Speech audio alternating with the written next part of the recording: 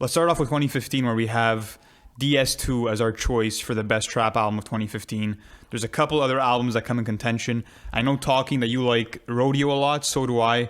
Do you put Rodeo over DS2, and if so, why? Yeah, I think overall, I think Rodeo for me edges it. But when we're talking just a pure play trap album, DS2 is exactly what you want. It is banger on banger on banger. But Rodeo, I think, was just a bit more experimental in its natures. I mean, if you just think of some of the features that are pretty much non-traditional hip hop, Casey Hill, Justin Bieber, right? But Future, he killed it on DS2. Only one feature with Drake. And like I said, a much more pure play trap album. I gotta agree. I gotta agree with talking because one thing that really resonates me with with the whole track list is you look at trap albums and there is so many features most of the time, and a lot of these trap artists don't have the capabilities to carry out their own track list. We see that sometimes their flows get stagnant. They don't have many deliveries to add. Sometimes the productions get a bit stale. But the thing with DS2 is that it was banger after banger, but it was different banger after banger.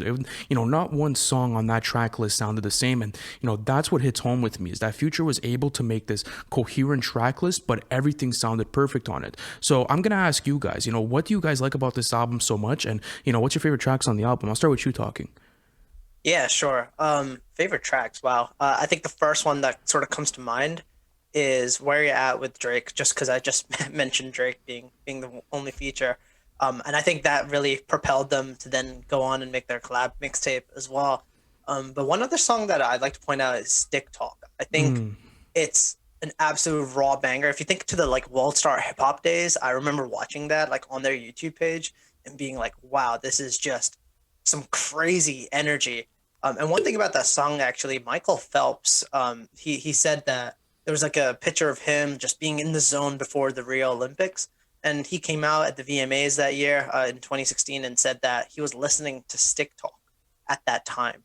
His exact quote was that there's no rapper today more inspiring than Future. His optimism is right there in his name. Remembering Rio when I made that face that ended up all over the internet?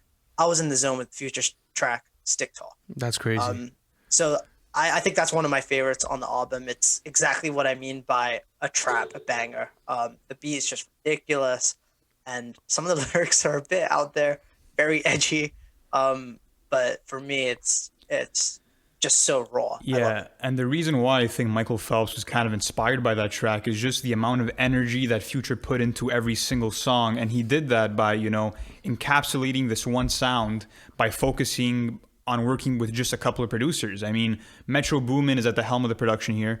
He produced 11 out of the 13 tracks. Apart from that, we have Alan Ritter, we have Southside, we have Zaytoven, we have Sunny Digital. We have a very small circle of producers. And that just... It formed the perfect sound for Future's album here. And it created him the whole DS2 aesthetic. I mean, one thing Future said is that, he doesn't want to promote, drinking lean and doing these different drugs, but he wants to make you feel as if you're actually on these drugs, while you're listening to the album. And that's absolutely crazy.